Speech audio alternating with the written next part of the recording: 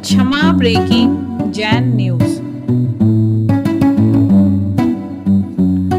डाकुओं से परेशान था ये देश, बहुत डाकू थे, डाकुओं से परेशान था। ये तुम्हारा सागर एरिया है ना, इसका डाकू था पूजा बब्बा, एक आंख वाला था। मैं उससे मिला हूं, उससे मिला हुआ नहीं था, उससे मिला हूं। हम मामला गड़बड़ नहीं कर रहे। इसी सागर जेल में बंद था। हम लोग एक बार यूनिवर्सिटी से उतरते हुए बुधवार के दिन मिलता था वो। हम लोग सब बच्चे लोग एक बार उससे मिलने गए, काफी चर्चाएं हुई। उसको प्रसंग नहीं ले रहा हूं, कभी और लूंगा। पूजा ऊपर नैनागिर क्षेत्र का डाकू हरि सिंह था, द्रोणागिर का डाकू मूरत सिंह था और मुरैना का डाकू मलखान सिंह था। अरे क्या बात है, अरे साधुओं की लिस्ट रखता हूं तो डाकुओं की भी रखना पड़ती है,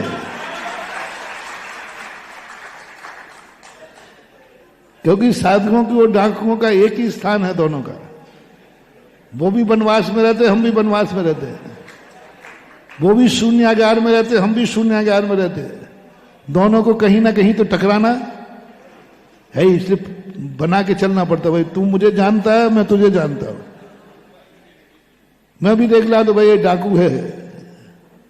और डाकू की विशेषता है वो साधु से नहीं बोलता, और साधु भी जानता है कि ये डाकू है, तो साधु भी डाकू से नहीं बोलता। इसलिए डाकुओं का स्थान, अब ये सब डाकू थे। एक बार मैं मुंगावली से बिहार कर रहा था और रेलवे पटरी जाना था, बरसात बहुत थी। बाई रोड जाते हैं तो 60 किलोमीटर है और शॉर्टकट जाते हैं तो 28 किलोमीटर था मुंगावली से बिना। तो हमने कहा भाई 28, और लोगों ने कहा महाराज जी नहीं जा सकते, आप 28 किलोमीटर पूरा चलोगे नहीं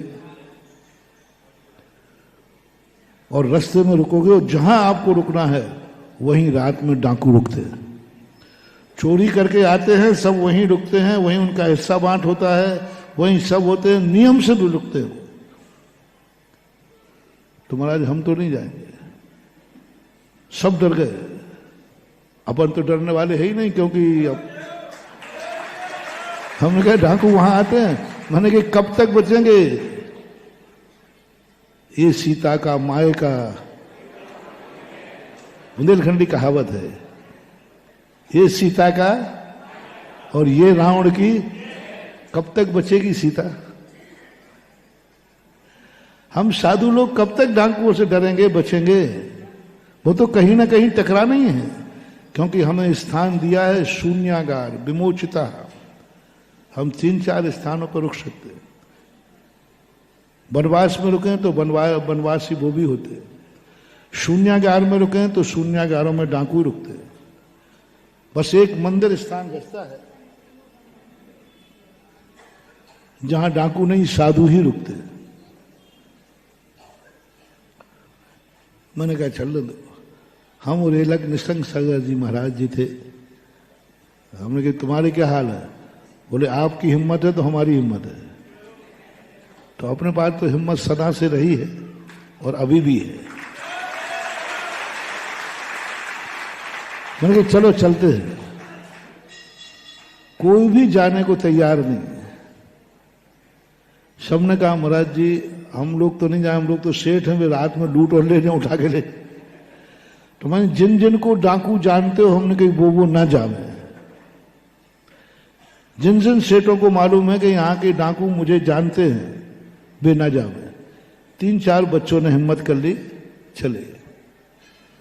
बरसात बहुत थी, वहीं रुकना पड़ा। रेल के क्वार्टर थे रेलवे के, हम लोग वहां रुक गए। सब भीगे हुए थे, सबके कपड़े भीग गए थे। हमने कहा देखो एक ही तरीका है, यहां अंधेरा है, उजेला है ही नहीं।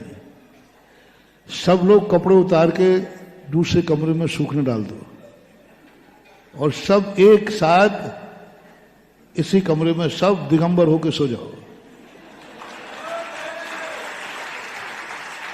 यदि किसी के तन पे कपड़ा रहा तो वो आज ठुकेगा। और उजेला है नहीं, इसलिए अंधेरे में कौन नंगा है, कौन कपड़े पहने हैं, कोई मतलब नहीं, घनघोर अंधेरा था। सारे बच्चों ने वो 1-1:30 बजे के लगभग जहां से चोरी चपाटी करके आए हों, आ गए वो अपने स्थान पर। उन्होंने देखा कि यहां तो आज तक कोई नहीं आया, किसकी हिम्मत हुई? तो उनमें से एक सरदार बोला, आवाज आती, बच्चे सब जाग गए, हम भी बैठ गए। हमने सब लोग बिल्कुल सामायिक बैठना, किसी ने आंख खोली तो फिर खबरदार, कोई आंख मत खोलना, डाकू आ गए हैं और वो एक एक को सुधारेंगे। और हम लोग सब सामायिक बैठ गए। उनकी आंख भी मत खोलना। उनके पास टार्चें थी बड़ी बड़ी, उन्होंने टार्च मारी और हमने अपनी पीछे ऐसी आगे रख दी दरवाजे के पास। मैंने कि असली बुंदेलखंडी डाकू होगा तो वो जरूर पीछे को पहचान जाएगा, क्योंकि बुंदेलखंडा कोई भी पापी ऐसा नहीं है जो आचार्य विद्यासागर महाराज को नहीं जानता है। और आचार्य विद्यासागर महाराज को जो जानता है वो दिगंबर मुनि को जरूर जानता है। और जैसे उन्होंने पीछे देखी, दूसरा छुप छुप, दूसरे डाकू से छुप, मुनि महाराज बैठे, मुनि महाराज बैठे। और वो अब डाकू कह रहा है, हल्ला मत करो, महाराज जी ध्यान में बैठे हैं। और बहुत सारे महाराज हैं यहाँ, करीबन 7-8 महाराज हो गए थे सबके, बहुत सारे महाराज हैं। उन्होंने कोई हल्ला नहीं करेगा, चुपचाप। दूसरा कहता है, अपन कहाँ? बोले अपन तो कहीं बिता लेंगे, आज अपने भाग्य के अपने स्थान पर महाराज पधारे। और पूरे डाकुओं ने बिल्कुल साइलेंट होकर जूते उतारे, जो भी शस्त्र उतारे, और पूरे एक एक के बस जय हो बाबा जी, जय हो। और सबके पैर पड़े उन्होंने, और पैर पड़ करके 15-20 मिनट में वो चले गए। बोले हल्ला नहीं करो महाराज जी, हो चुप। सुबह जब सब लोग उठे, मैंने कहा बेटा देखो, साधु के संग आए, जिंदगी में कभी ये डाकू नमोस्तु नहीं करते हो, तुम्हें नमोस्तु कर गए। इसलिए हम लोग डाकुओं से बिगाड़ के नहीं चलते हैं, क्योंकि वे हमारा भी कुछ बिगाड़ते नहीं है, और वो अपने शांत चित्त होकर के रहते हैं। उन्होंने कुछ नहीं बिगाड़ा। उन्होंने कहा कि नहीं महाराज, वो भी जानते हैं इतना। एक बार एक मंदिर में डाकू आया, उसने भगवान के पहले तो पैर पड़े, वो उसमें था कैमरे में, जाओ बाबा जी हम आपको उठा के ले जा रहे हैं। मूर्ति उठाई, भला आदमी पैर पड़ रहा भगवान के मूर्ति के, खूब अच्छी तरह से साज टांग नमस किया और उठा के ले गया। मैंने कि भगवान भी मजे कर रहे होंगे, बारे भक्त होता है कभी होता है। इसलिए अपनी जिंदगी में कभी ये जो डाकू होते हैं, ये अपने अपने एरिया के होते हैं, और उनका एक नियम होता है, सिस्टम होता है। वो भी इंसान होते हैं। और उस समय इनका आतंक इतना ज्यादा था, इंदिरा गांधी मिनिस्टर थी, उस समय उनकी मीटिंग हो रही थी, इन डाकुओं पर कैसा काबू पाया जाए। करोड़ों रुपया खर्च कर दिए, तो भी आज तक एक डाकू को नहीं पकड़ पाया। और डाकुओं का आतंक इतना ज्यादा हो रहा है, कब किसको उठा के ले जाए कोई भरोसा नहीं।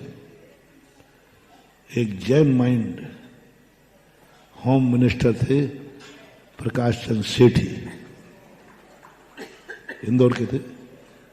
उन्होंने कहा अपने इंदिरा गांधी से, बोले मैडम सारे डाकुओं को अपन बस में कर सकते हैं, बस बंदूक से नहीं प्यार से। उनको एक मौका दिया जाए। कोई भी व्यक्ति डाकू बनता है उसके पीछे कोई ना कोई कहानी होती है। इनको डाकू मत समझो, ये डाकू बने नहीं हैं, किसी ने इनको डाकू बनाने के लिए मजबूर किया है। इनकी कहानी समझो, इनको एक बार सुनने का मौका दो। पापी से कभी भी एकदम पापी मत कहना महानुभाव। पापी को एक मौका देना उसकी कहानी सुनने का। कोई व्यक्ति पापी हो, कोई व्यक्ति शराबी हो, कोई व्यक्ति जुआड़ी हो, कोई व्यक्ति कुछ भी कर रहा हो, कितना भी बड़ा पापी हो, एक मोटिवेशन देता हूं आपको। कानून में तो है ही, सामने मजिस्ट्रेट के सामने, एसपी कलेक्टर के सामने भी यदि किसी का मर्डर किया है तो कानून से तुरंत सजा नहीं देता है, उसकी सुनवाई के लिए एक मौका देता है। बोलो आपको कुछ कहना है? ये सबसे बड़ी चीज, कानून का सबसे बड़ा धर्म कितना बड़ा है? धर्मात्मा से नहीं,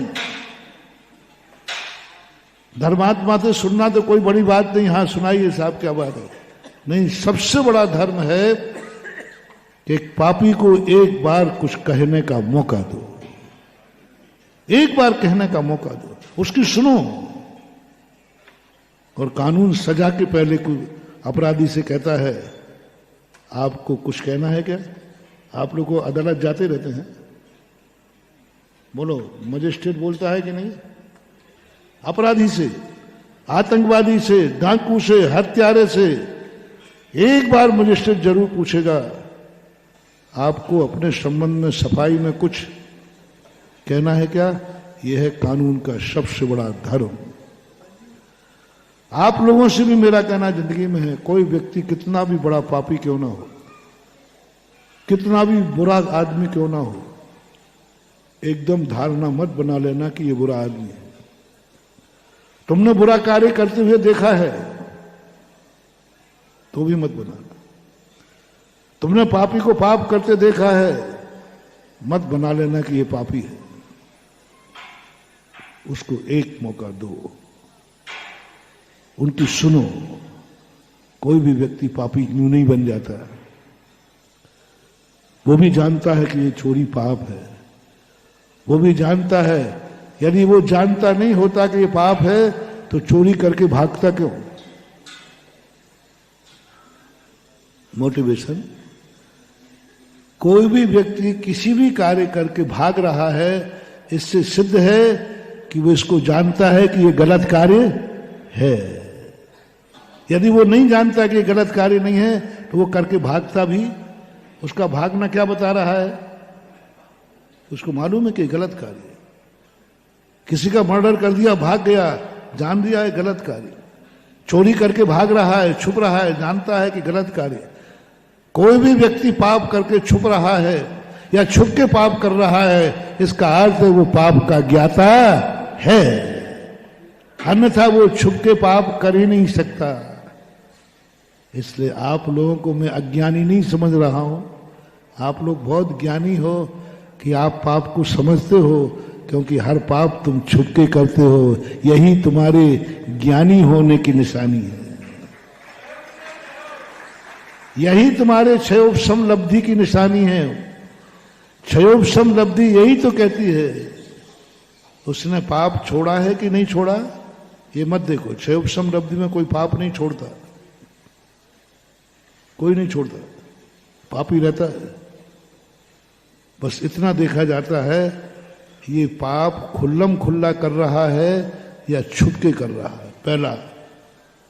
पहली क्षयोपशम लब्धि का कि ये क्षयोपशम लब्धि का अधिकारी है कि नहीं, ये सम्यक दर्शन प्राप्त करने के योग्य है कि नहीं। पहली दृष्टि देखो, वो पाप छुप के कर रहा है या खुल्लम खुल्ला कर रहा है। XYZ पाप, हिंसा, झूठ, चोरी, कुशील, परिग्रह, कुछ भी चीज हो, छुपके कर रहा है या खुल्लम खुल्ला कर रहा है, दूसरे के संबंध में, अपने संबंध में लो। तुम जो भी कर रहे हो, छुपके करने का भाव आ रहा है या खुल्लम खुल्ला करने के भाव आ रहा है।